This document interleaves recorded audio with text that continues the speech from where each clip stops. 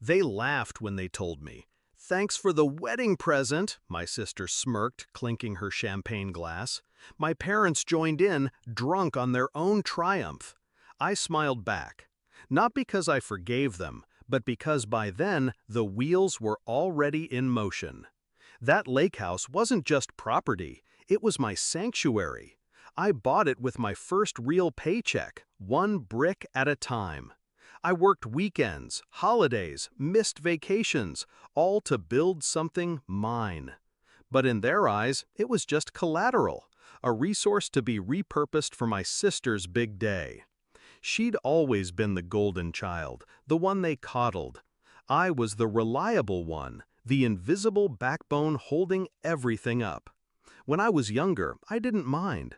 I thought sacrifice meant love. I thought patience meant family.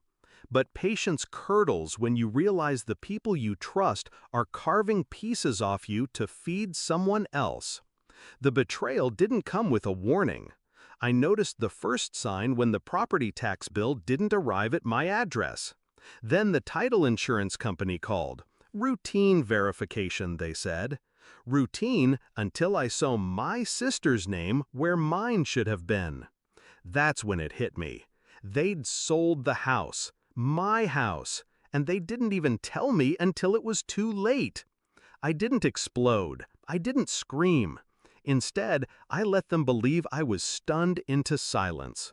I nodded when they bragged about the florist, the venue, the imported champagne. I played along when they said, "You'll understand one day, family comes first." But in the quiet hours, I worked. I dug into the sale, learned the buyer, pulled the contracts, every signature, every clause, every technicality. That's when I found it, the crack. They hadn't just sold it, they'd cut corners, rushed paperwork, ignored state disclosure requirements. The deal wasn't clean, which meant the house wasn't gone, not yet.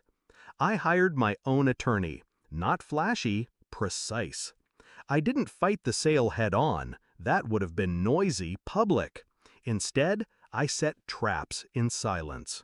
First, I filed notice of a title defect. Legal limbo. No buyer wants a cloud hanging over their asset. Second, I pulled tax records, utility bills, photographs, proof that I, not my parents, had been sole financial custodian for years.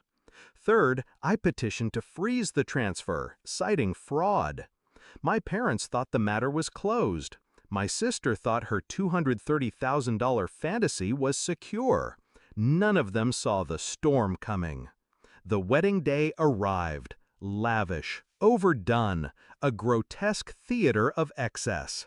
Guests whispered about the seven-tier cake, the string quartet, the ice sculpture dripping in the corner. I attended. Quiet suit, neutral smile, the invisible sibling once again. Until the reception. That's when I made my move. The mail arrived right on schedule. I timed it. A courier walked into the hall, handed the envelope directly to my father. He opened it, smiling, expecting another card stuffed with cash. Then he read the first page. His face drained. His hands trembled. My mother snatched the papers, scanning them with frantic eyes. My sister, radiant in lace and diamonds, leaned over her cake, confused. "What is it?" she demanded. They didn't answer. They couldn't, because what they held was the notice. The lake house was frozen, the sale contested, the funds under investigation. The buyer was backing out. The $230,000 was gone.